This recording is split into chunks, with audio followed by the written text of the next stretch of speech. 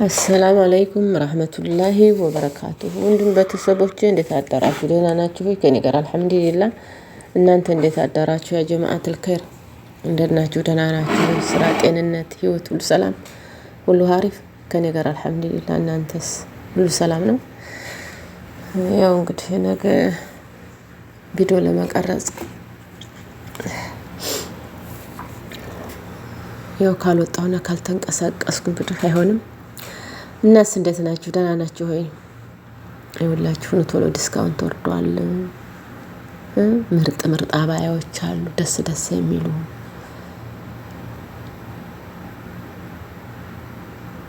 እና ግዙ። ቆንጆ ቆንጆ አባያዎች አሉ። በጣም በጣም በጣም ቆንጆ ቆንጆ አባያዎች አሉ። እኔ የምወዳችሁ እዚህ ላይ 3 ነው 4 ገዛው ማለት ነው። እናስ እንዴት ናችሁ ቤተሰቦቼ? ደህና ናችሁልኝ? ወደ ገደለው ስገባ ማለት ነው። ዩቲዩብ እንዴት አድርጎ ይዟችኋል? እንዴት አድርጎ ይዟችኋል? እያንገላታችሁ ነው ወይስ እያንገላታችሁት? እውነት ዩቲዩብ አድካሚም ቢሆን አብሽሩ፣ አይዟችሁ፣ ጠንክሩ፣ ጎብዙ። እሺ እኔ ይሄው አለሁ። ያው አንዳንድ ጊዜ ተስፋ የመቁረጥ ባህሪም ቢኖረን ግን እውነት ነው የምላችሁ፣ አንድ ጊዜ እንትን ካላችሁ ጎበሱ ናችሁ፣ ጠንክራችሁ በቃ ብቃታችሁን ዩቲዩብ ላይ ትኩረት ካደረጋችሁ ወላሂ ትተዳደጋላችሁ። ጥንካሬ ይኖራችኋል። እልክ ይዛችኋል። ለሁሉም ነገር እልክ ይዛችኋል። በቃ እልክ መኖር አለበት። እልክ ሰውን የመጉዳት ብቻ አይኖረን እንጂ ለስራ ለዓላማ በቃ ለመትጋት ከሆነ እልክ መኖር አለበት የሰው ልጅ ማለት ነው። የሰው ልጅ እልክ ካልያዘው እልክ አሁን ብዙዎቹ እልክ የሚባል ሊያውቅም ይችላል፣ ላያውቅ የማያውቅም ሰው ሊኖር ይችላል። እልክ ስንል የሆነን ስራ እሰራለሁ ብለህ ግብ ላይ አድርሶ አለመተው ማለት ነው። በቃ እሱ ገፍትሮ እስከሚጥልህ እንኳን እንዳትሞክርለት። አንተ ገፍትረህ መጣል አለብህ። ሰውንም ሆነ ማንኛውንም ሰው ሆነ ማለት ነው። አንዳንድ ሰዎች አሁን እኛ ላይ መተው ሊጸዳዱ የሚፈልጉ ሰዎች አሉ። አይ እኔ ለምን እናገራለሁ ብሎ ዝም ማለት የለበትም። እዛ የሚያጸዳዳውን ሰው በስነ ምግባር የሚመለስ ከሆነ በስነ ምግባር መመለስ፣ በስነ ምግባር የማይመለስ ከሆነ ደግሞ ያው ልኩን ማስቀመጥ ነው። እና ምን ለማለት ፈልጌ መሰላችሁ?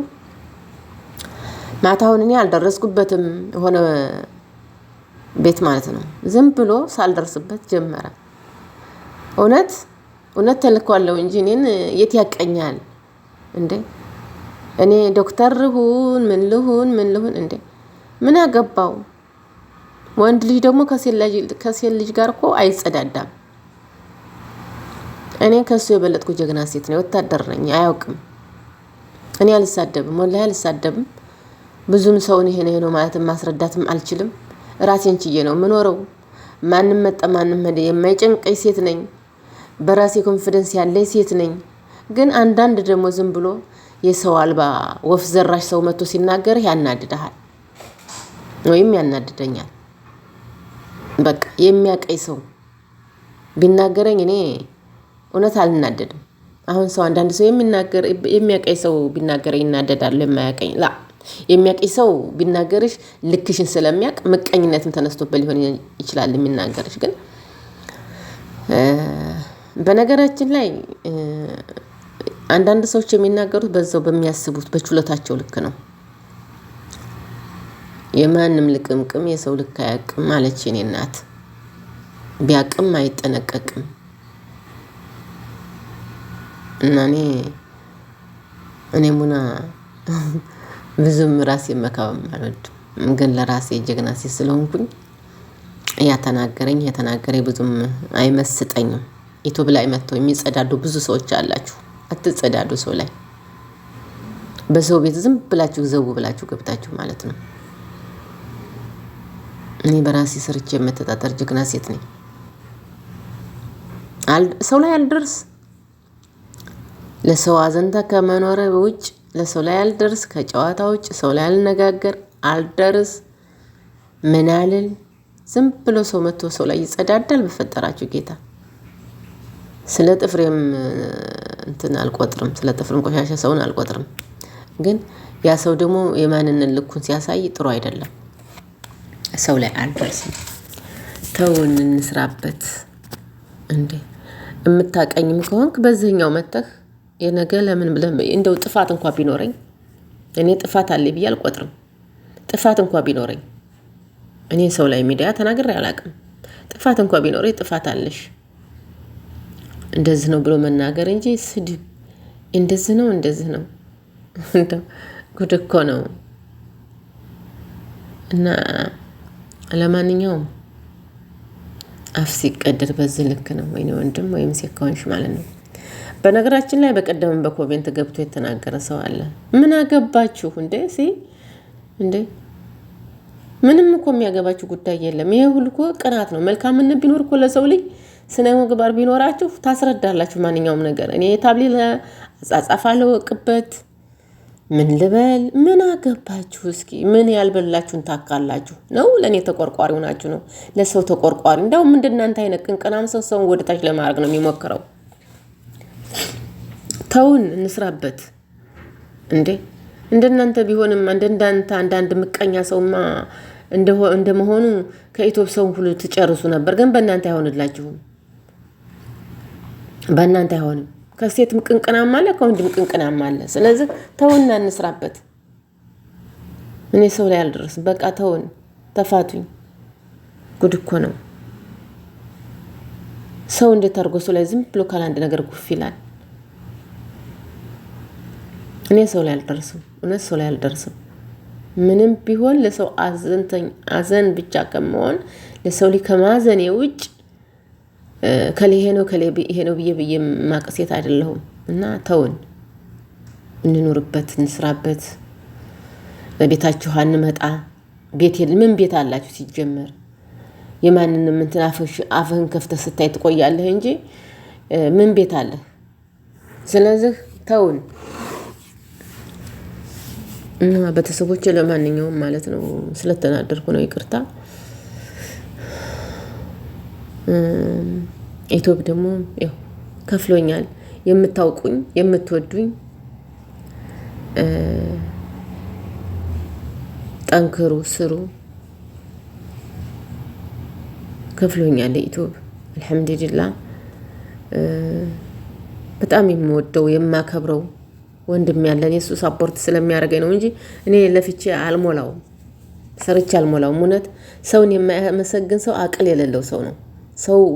ሰው የሚያደርግለትን ሰው ያላመሰገነ ሰው ያው ምስጋና ቢስ ነው።